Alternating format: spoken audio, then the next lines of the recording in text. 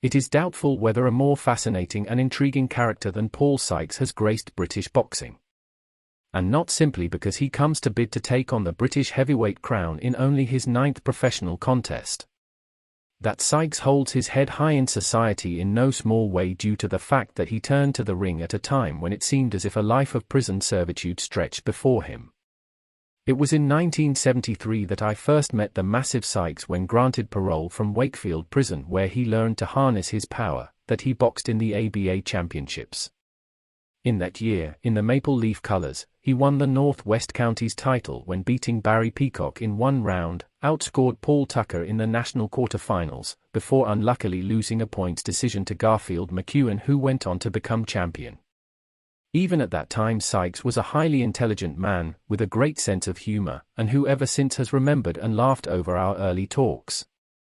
Sykes was then all set to turn pro, and it is likely that the ABA Championship disappointment did much to send him off the rails again.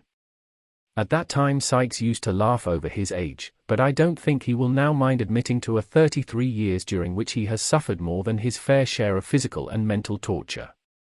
But Sykes never rotted in jail. In addition to taking to boxing, he educated himself to a fairly high standard with more than a modest knowledge of music, the arts and literature. Sykes has now been a free man for more than 2 years, and it is little more than 12 months since he made a real impact on the boxing scene. Now he comes to challenge the British and Commonwealth authority of John L. Gardner, with the determination that it will be he, for a change, to enjoy a fairer storybook ending. That he is as fearless as a lion goes without saying.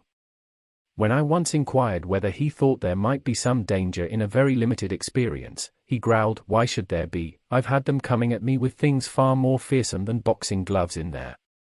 Some idea of his supreme faith in himself was shown in 1973, when, still an amateur, he came to watch Joe Frazier in training for his fight with Joe Bugner. And he was hoping that he might be allowed a sparring session with Smoking Joe.